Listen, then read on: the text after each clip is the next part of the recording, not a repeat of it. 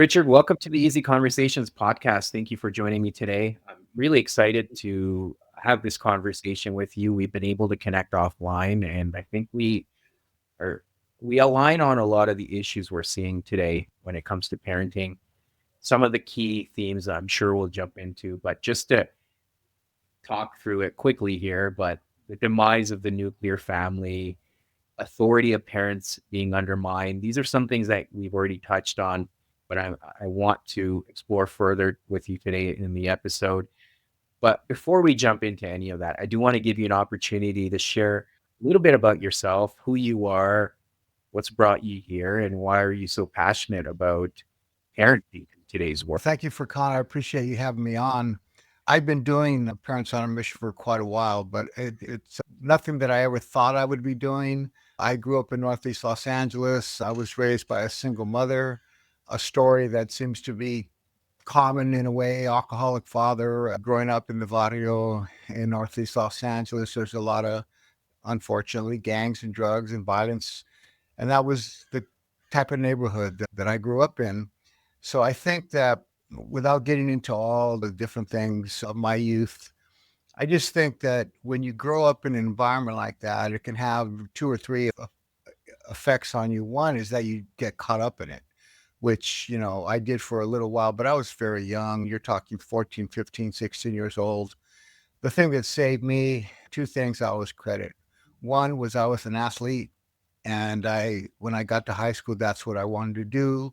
I played varsity football, baseball, basketball. So I had athletic ability.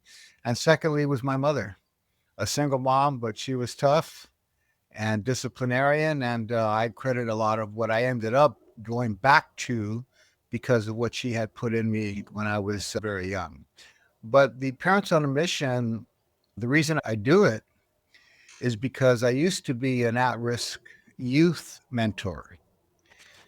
And when I had 50 of the worst kids in the school, this was a junior high school in the early 90s, on my caseload, and I would listen to them every day.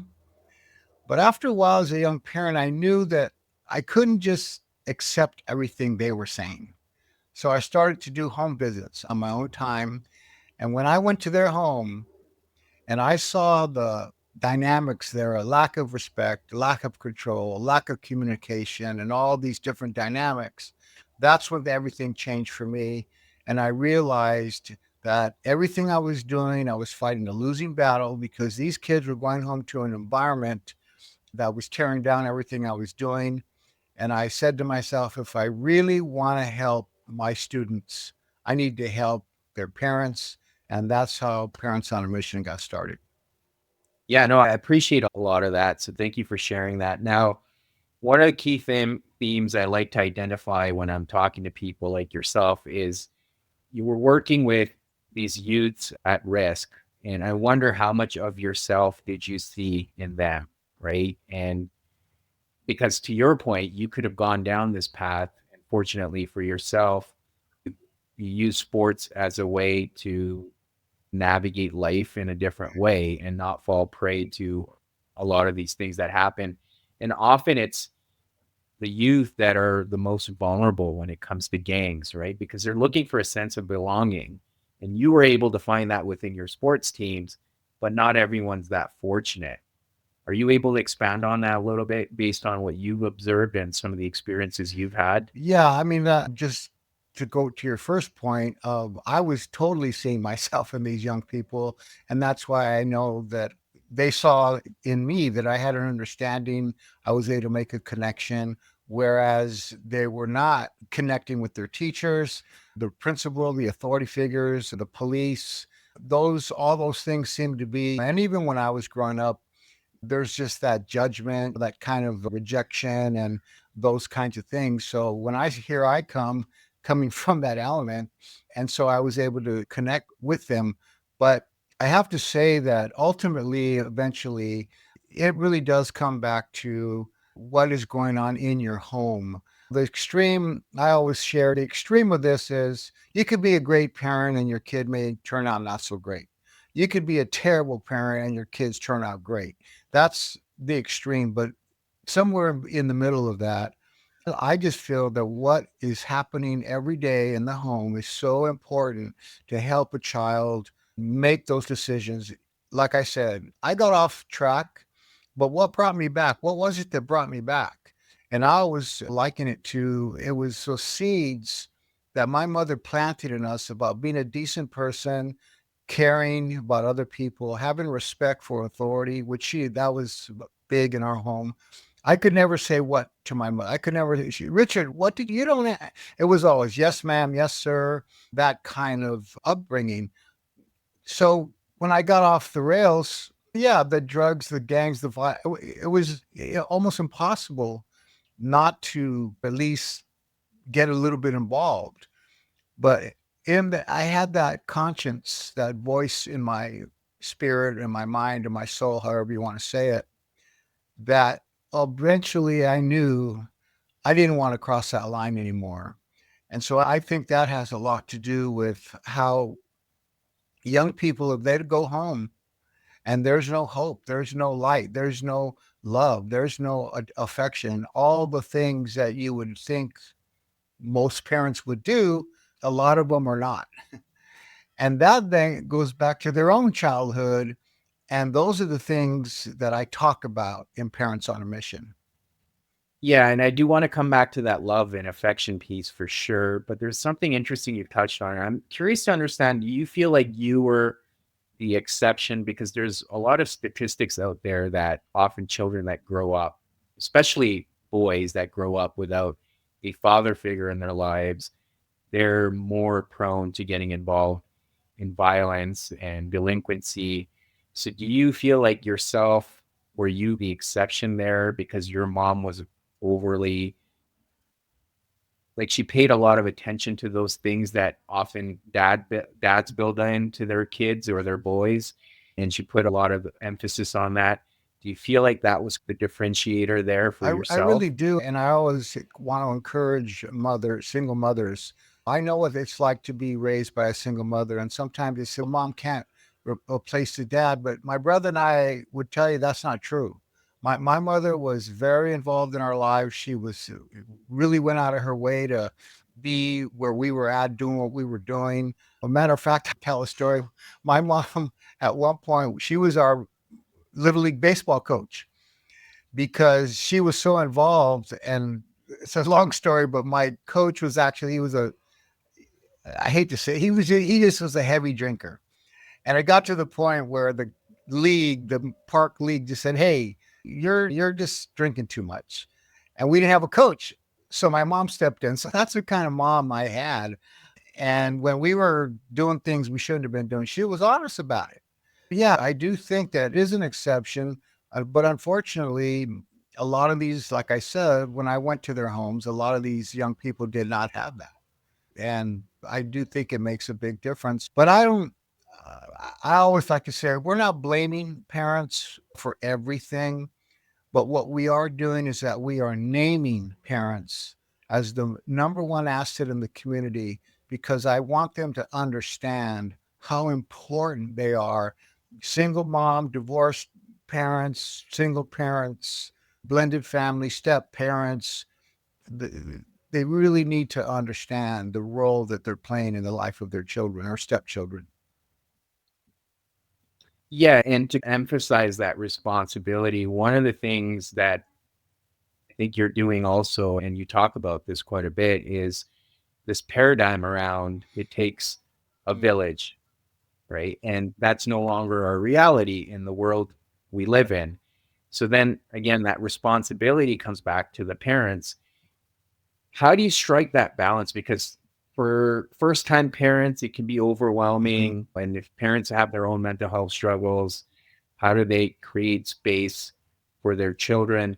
I know one of the things I've focused on, not only for myself, but even the people I work with who are trying to do too much for their children, I try to remind them that if you're not filling your cup, you're not going to have a lot to pour from when it comes to your That's right. children. It's that whole analogy that we constantly hear about put your oxygen mask on first. But before we go there, again, are you able to emphasize why are you trying to shift that paradigm around? It doesn't, it's that it takes a village. concept is no longer relevant and that responsibility falls on the parents Yeah, now. there's a couple of myths. That's the one myth. The first myth I always to address is the myth that parenting classes are for bad parents. And that is not the case. Parents on a Mission is not for bad parents. It's for good parents who want to get better. And it's just like any professional. Lawyers, doctors, teachers, pastors, professionals, they go to conferences, they take online courses, they read books, they invest in themselves. Why do they do that? Because they're bad doctors? No, they do it because they want to improve, they want to stay relevant, they want to be up to date. And what I say to parents, it's not about being bad, it's about why should our children expect anything less of us? So I call it the profession of parenting. But the whole idea of it takes a village, I just don't feel that's the message, especially for single parents, that they need to hear. I feel like it's saying to them, "You're not enough, single mom," or "You're not enough, mom and dad. You need the whole village." So one thing I always say to parents, I always ask them, if that's true, how many of you are willing to turn your kids over to the village? And nobody ever raises their hand. And part of the reason for that is because that saying, "it takes a village to raise a child," was meant for a different culture, a different time that we are no longer living in. And the truth is, especially in this country, we don't know who we can trust, from the White House to the church house to the schoolhouse. There have been so many scandals, so much undermining of the values of family and authority of parents, that it's not about the village anymore. The mom and dad need to understand their responsibility and their authority. And then we talk about proper use of authority and how to earn respect for authority versus demanding it. Yeah, yeah, and I agree with you for sure. And you've touched on something else there. And again, if you were to expand that village concept to the government or our culture at large, there is messaging that's going out there. And unfortunately, a lot of the times, what I've observed is the idea of the nuclear family isn't really something that's encouraged. In fact, I would say in certain contexts, it's discouraged. And then the whole idea of, as you said, undermining the parents as well, or their authority for that matter.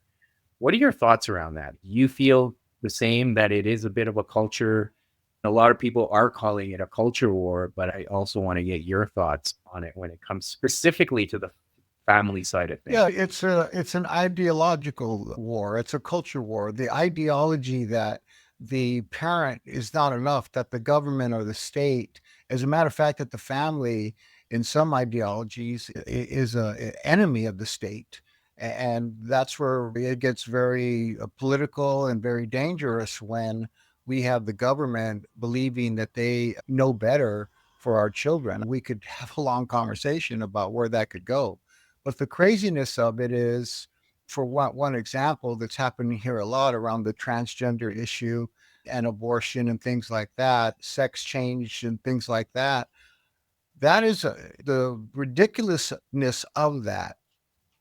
Children cannot go to the nurse at the school and get an aspirin for a headache without the permission of their parents. But you can go get a condom, you can go have an abortion, you can have talk about gender, all those subjects. Parents don't want their, that's not what the school's for, but that's what's happening. As a matter of fact, there's a law here that was signed by our governor in California that schools and teachers cannot answer that question. If you, as a parent, go to the school and say, "Are you talking with my children about gender issues," whatever terminology you want to use, they can't answer the question. They would be breaking the law. Now, you tell me, what is that about? And that is a direct assault, in my view, of the authority of parents, saying, "You're telling me that you know better than me of what I want for my children to be learning." Then there's the whole kindergarten storybook hour with what are the drag queens. Now, I don't want to be, it's not about judging If you want to do that on your own, that's one thing. But now you're talking about children being influenced that way. And there's a lot of parents that don't want that. I could go on and on about that. But the point is that we're making is there's a definite ideology that's being, I don't think forced is too strong a word, we're being subjected to. And one more thing, the two good things that I saw come out of COVID. Number one was a lot of parents that did not have time to be spending with their children because of work and commuting and things like that. They were able to actually be home with their kids. And that was beneficial to those parents and those children to have that time together when in the early part of COVID when we had to shut it down. So that was a good result. But the second good result was parents began to hear what was going on in the classroom because the kids were on a tablet learning from home. And that caused a lot of uproar in school board meetings, which I'm sure you're aware of. I appreciate that. And I do want to come back to that piece, but as you were sharing that ideological issue, it's interesting because when I've read about like Eastern European countries that had a lot of communism going on in the early 19th century, that was the same idea, right? If you didn't follow along, you'd get reported or you get told Right. on and then you get reprimanded. And I see some similarities there where if parents aren't cooperating with what the school is saying or what the child is saying, the parents are the ones who are having to suffer the consequences, unfortunately. And that puts the parent in a very, I would say, very difficult position. Right. You also want to do the right thing for your child, but you also don't want to lose your That's right. child at the same time, especially if the system comes in and says, you're basically, this is child abuse because you're not listening to your child's That's needs. right. And that's what the whole secrecy thing is about it. There's this idea that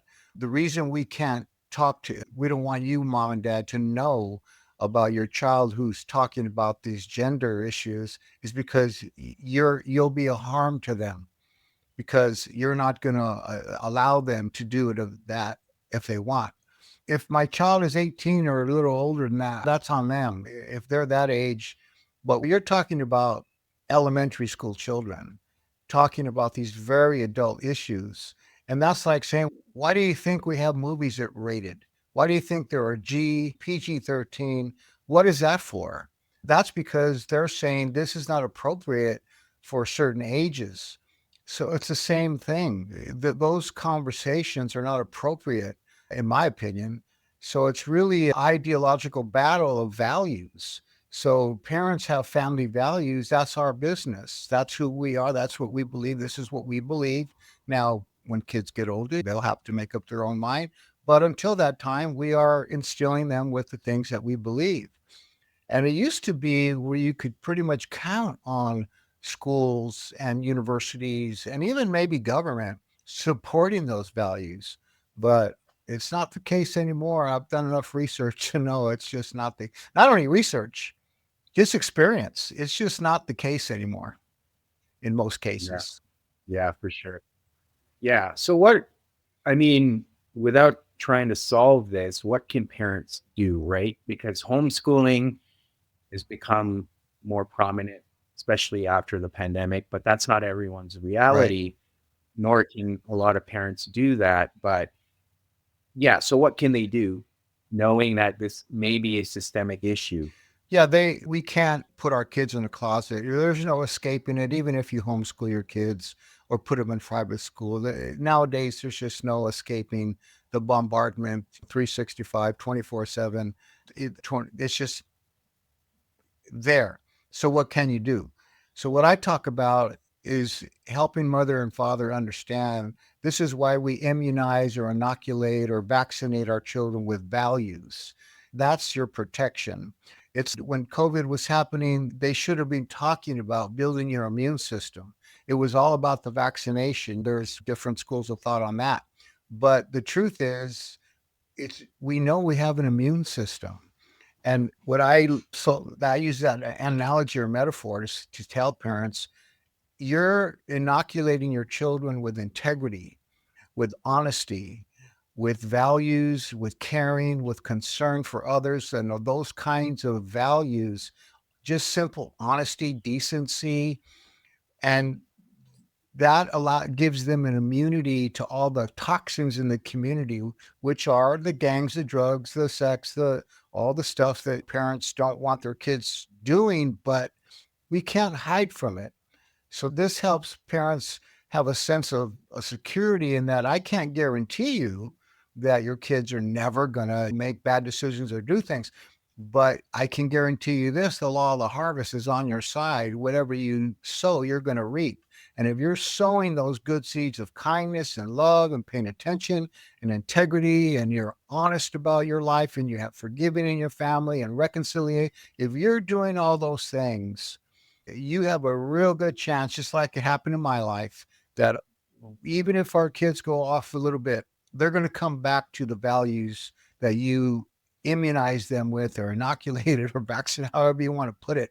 So that's what I try to help parents understand, why what goes on in your home is building the community.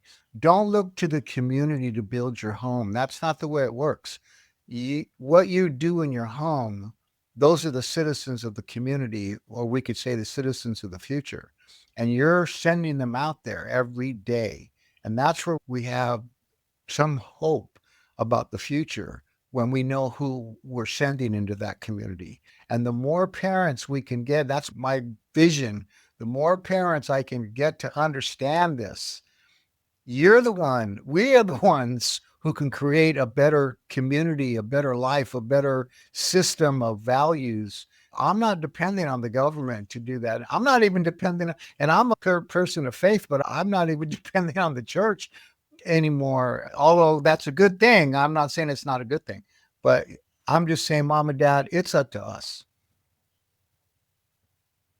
Yeah, yeah, and I agree with you. I think that looking back on my life too, having those values instilled in me early, even though I went off into the world on my own, I made lots of mistakes. I veered off the path my parents would have wanted me to be on. And looking back, I wish I hadn't done some of those things, but it was important for me to experience some of those That's right. things. So yeah, I don't live in regret, but I am grateful that I have had those experiences, but I also had the values to fall Yes. back on.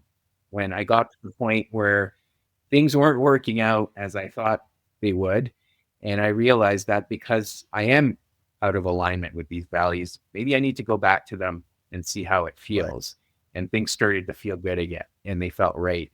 So I do agree with you. And everything you're sharing there is basically something we had talked about previously too, was the role modeling aspect, right? And I've said this many times on this podcast, is children will not listen to us if we just tell them. They will watch us for actions, right? They will watch what we're doing. And that's the most powerful message and guidance we can provide to our children.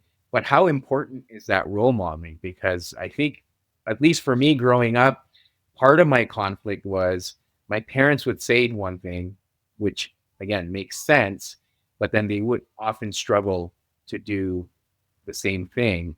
Again, they're also human, and we talked about the goal isn't perfection, but the role modeling is the most important thing to me, at least as a Yeah, no, parent. it is. And in Parents on a Mission, I make it clear to everybody that this is a challenging curriculum. And I always ask for their permission to be challenged. And I say, look at it as a coach of an Olympic athlete. Why does a world class athlete, the best in the world, why do they need a coach? Because a coach can see things that you yourself maybe can't see. So look at Parents on a Mission. We're coaching you, we're challenging you, exactly what you said. We can't just talk the talk. That's not enough. We have to check ourselves. And that's where the humility, the transparency, the vulnerability of a man, of a woman, showing our children, we blew it. I'm sorry. I've had to apologize to my kids many times because I've said things, done things, lost my temper. Even now, I'm still growing. This personal growth, which is the first thing we talk about in Parents on a Mission. It's a lifelong journey. Nobody's perfect. But what we want is to perform from peak potential. And what I try to explain to parents that we should not equate maturity with age. Just because you're getting older, that doesn't mean you're getting smarter and wiser. And I've seen a lot of 35-year-old men with a 15-year-old mentality, and that's a problem because now your kids are 13 or 14 and you still have that immature mentality, and now you're dealing with a immature kid, and that just causes so many problems. So the personal maturity and emotional intelligence, that's the first lesson that we talk about. Just encouraging in a challenging way for mom and dad. Let's have integrity. Let's be honest. Let's do our best. Nobody's perfect.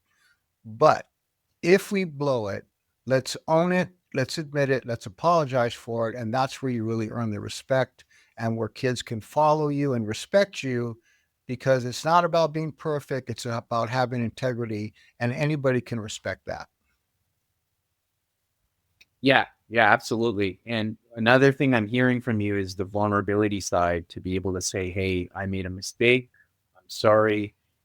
I'm going to do Yes. better. And I think one of the friction points, again, I can only reflect on my childhood of being parented, I often noticed was the inability to have that vulnerability and then just simply Right. apologize. And I still hear that from people I work with, that they're still waiting for an apology from their Yeah. parents. And sometimes they can wait, and It's a that's tough. huge subject for Con. It's a huge subject, but just think about what that's modeling for kids. And think about the larger society. If you had people, politicians, people in authority, principals of schools, police, when do you ever hear them admit that they made a mistake? It's very rare that you hear even a president. But where's that statesmanship where you could just stand there and say, you know what? I made a mistake, but I'm going to correct it. Forgive me for that, but we're going to make it. Most people are going to say, because we all have blown it. But for children, when they see you apologizing to mom, when they see you, because mom and dad might fight, we might get in an argument, but when they see us reconcile, that teaches them, hey, you know what, life isn't perfect, but you know what, we can still be okay. So that's the role modeling that you're talking about that is so vital. And it's these little things every day. It's not this big thing, it's just daily life.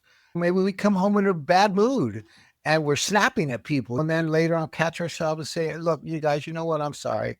I came home, had a bad day at work, and I shouldn't have taken it out on you. Please forgive me. Give me a hug.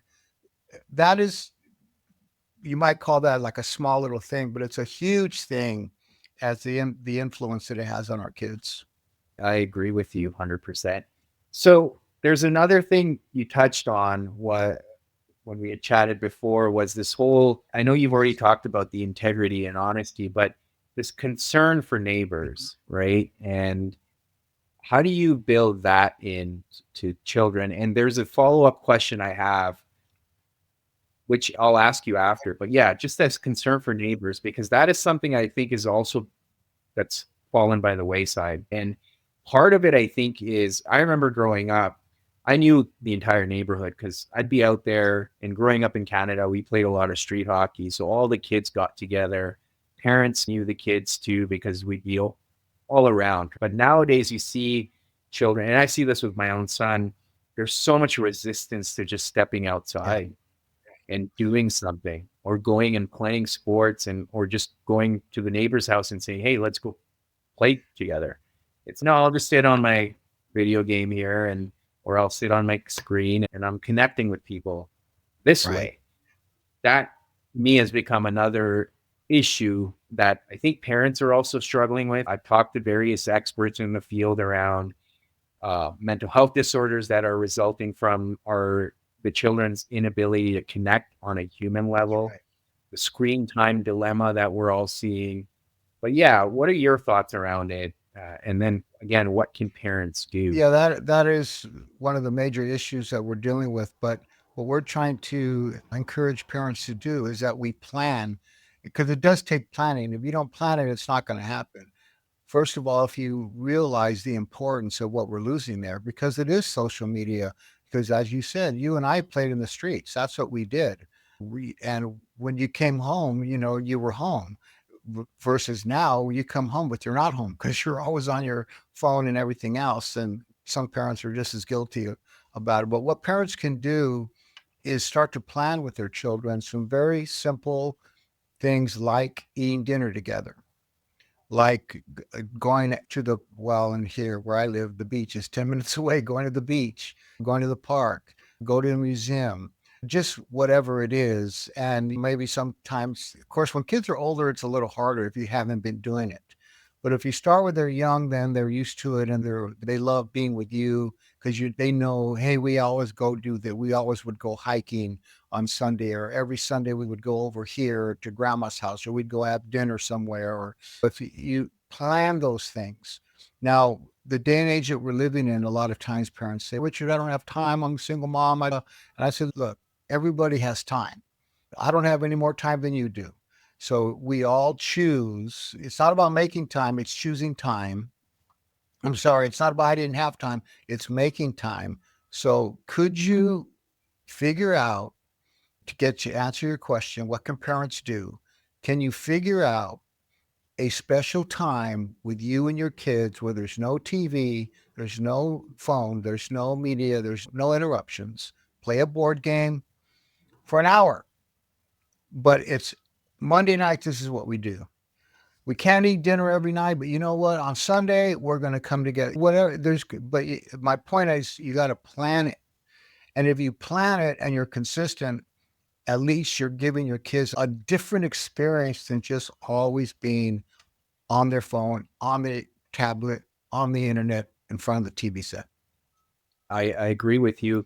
And another thing I'm seeing, and I want to test this with you because I've really spent some time thinking about it for various reasons. If you've got kids in the home, if you've got one or two kids, I'm seeing a lot of kids being enrolled in multiple activities, right? So they're playing an instrument, they're playing maybe one or two sports. So now you've got practices and you've got games, and often the parents are splitting the duties. If you've got multiple child, that one parent will take one kid and then the other parent will take the other kid.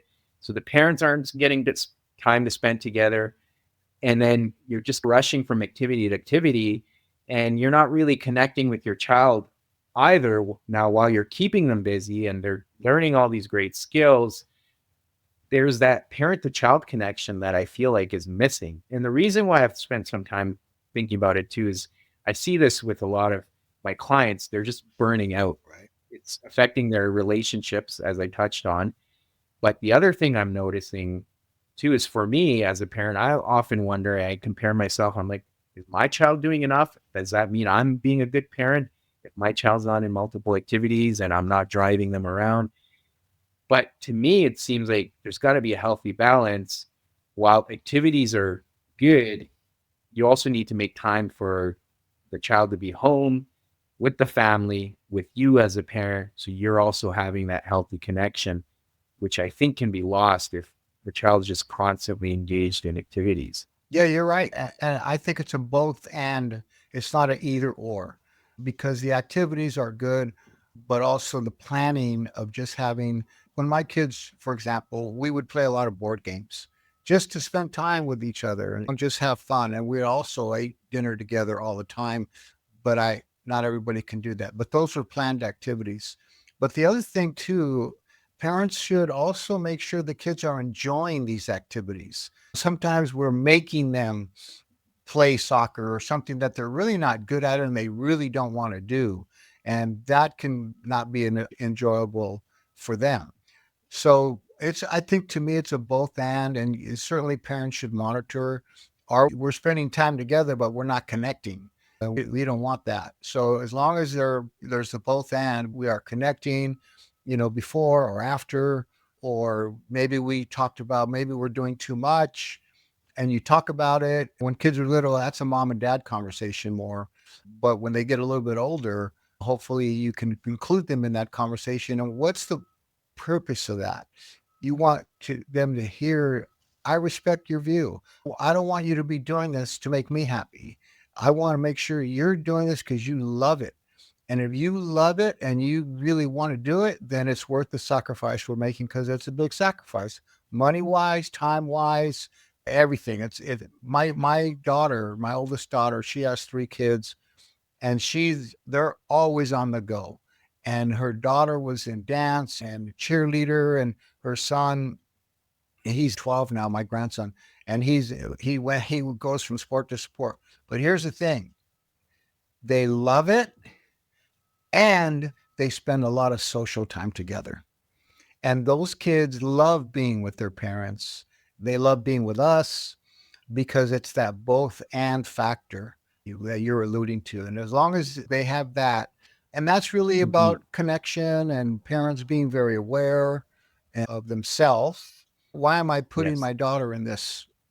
Is that what she wants, or is Mhm. that what I want? So things like that. Right. Yeah, for sure. And coming back to the whole village thing, and I know that's not the current reality, especially in the society we live in, but is there an aspect of community? And where I'm going with this is, especially if you live away from your family, you perhaps live in another city or another part of the country, maybe you don't see your siblings as much, but can you form friendships and build a community of people that have similar values? And if you've got kids that are of the same age, roughly, or maybe a little bit more, but you can have that community of like minded people. And now you have children spending time with other children that are have sharing those values. Because it's good to do that as parents, but they also need that social interaction of other children. So is that something that comes to the forefront in the work you're doing, or even something you've thought about to have those types of Yeah, I'm communities? glad you brought that up because that's the other side of this. When I'm talking about the main point I'm making about it does not take a village is about the responsibility for children, not the Hmm. support. See, what we want from the community is we want their help, we want their support, but we do not want their control. And that's what my message is, mom and dad, don't give control of your children to all these other social entities, agencies, government, schools, etc. That's what I'm talking about. But the other side of the issue, of course, we need to have community. Of course, we need friends and good friends and people that we trust, that really we have a trust relationship with, that we can trust our children with. And again, going back to my daughter and really all my kids, they have a whole community. They have friends, man. We're all, and they love being with us, and we're always together. They're always doing things together. They're spending vacations together. They're spending holidays together, and of course with us as well. But yeah, absolutely, we need that, and our children need that as well. They need to be growing up with other kids and seeing the family dynamics of their family, other families. That's very important. So I don't mean to say we don't need the village. I'm saying the village should not be raising our children or having authority and Yes. responsibility that supersedes the mom and dad. Yeah, and I think it's more of a hybrid type of solution because, to your point, the village served a different purpose back in the day Right. where it was all close family or relatives and you can manage it. But in today's world, it's different, but you could still build community and have that same type of understanding with your That's right. friends. But to your point, being aware of what the values are and not turning your children over to the system, as you said. So having that level of awareness as a parent and taking on that responsibility is essentially what I'm hearing from you as well. And I do agree with you on all of that. Now, again, just wanting to emphasize that this is still a journey. And to your point earlier, we continue to make mistakes. We're not going to be perfect, but the goal is to take on that responsibility as parents and show our children that we are also human, we're flawed, and we're figuring it out. That's right.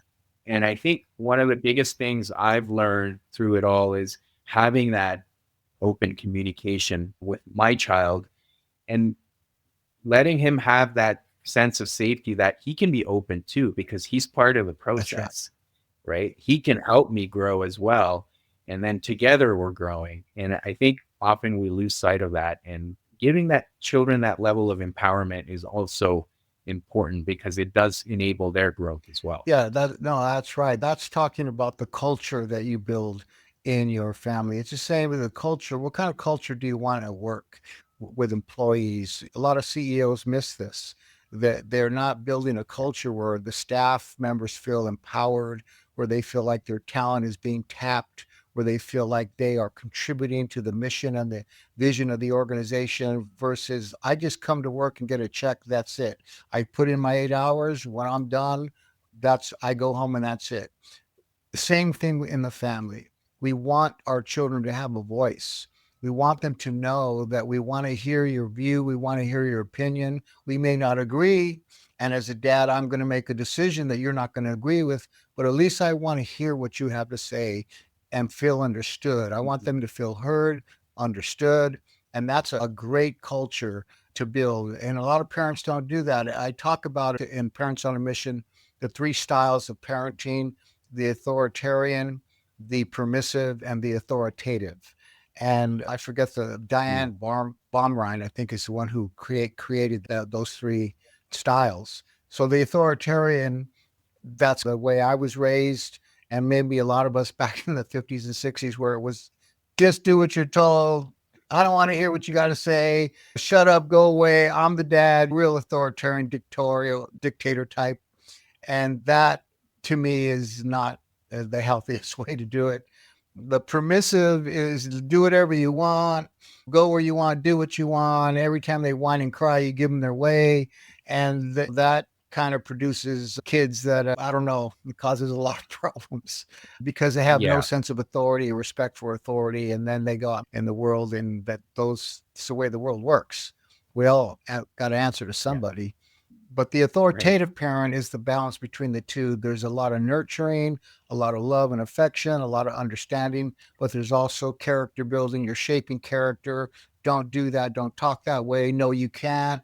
No, you're being disrespectful, and you're shaping their character. And that's work. That's work. That's the hard part of parenting, especially from 2 to 3 to 4 to 5 during those very early years when kids are demand. They want what they want, when they want it, how they want it. And if they don't get it, they're going to scream and cry or throw tantrums. And those are the years where we're teaching them, nope, nope, I'm in charge.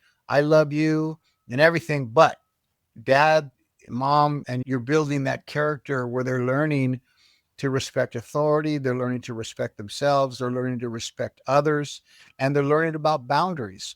And to get back to what you said about Mhm. welfare for your neighbors, that's how we do that. And a quick story I always tell is I don't know if I told you this, when my stepson, he was 10 years old, maybe he's already 27 years by now, but at the time he was 10 years old, and my neighbor's husband had passed away. She was an elderly woman. I saw her struggling to pull the big trash can down to the street.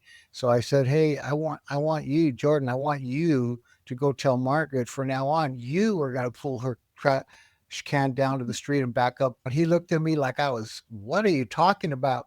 And I said, "I want you to help Margaret." Now, here's the point I always make. Did he want to do it? No, he did not. Did he do it? Yes, he did. Why? Because I was being the mean stepdad? No, because I was exercising my authority to teach him how to be a good neighbor. And that's where a lot of a lot of kids say, "No, I'm not going to do that." And they just let it go. And Yeah. so we talk about the proper use of authority, how to earn it. And part of when you have authority, you can teach your kids, "Hey, grandma came over. Come out of your room. Go Mhm. greet her. Hey, don't ignore my friends when they come to their house. Shake their hand." And a lot of parents, well, I could just say this. I've been to a lot of homes where the parents don't do that. I come in, the kids just ignore you. And that Yeah. there's no respect there, and things like that. Yeah. I agree with you. And that's why it's called tough love, right? For a Right. reason.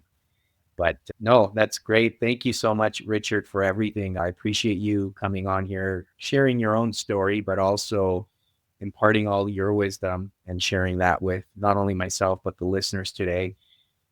Now, for listeners that do want to learn more about your work, more about Parents on a Mission, what are some ways they can do that and find your work online, your book? Yeah, Yeah, any of thank that you stuff. for first of all, you can go to my website, Richard R. Ramos. A lot of people just put richardramus.com, but they miss my middle initial, richardramus.com. They can find my books there. They can find courses there, and I'll be adding more free courses there. So they can go there. Or they can go to Amazon if they want to buy my books there. They can do it there. And I've been I just been finishing up a new book. I think I told you about it. I knew that I needed to, I've been a step parent a long time and have a blended family for many years. So I'm addressing those dynamics, which are particular to single mothers, divorced parents, step parents, blended families. The name of the book is The Art of Step Parenting: How to Blend Families Without Tearing Them Apart. And that book should be out this summer. And when it does come out, I'll connect with you and hopefully we can come back and talk more about that. Or the last thing I can Absolutely, I will. say is this: on my website, on the bottom right hand corner, there's a little bubble, and that's a AI clone of myself. And if you Yeah. click on that bubble and ask a question, what should I do about this, or I'm having this issue, or and it will answer you in my voice, not in my vocal voice, but in all my writings, all my videos, all my books, all I've uploaded and trained that clone to give you an answer that is coming from me. So that's the world of AI. So that's something else people can Yeah, do. yeah.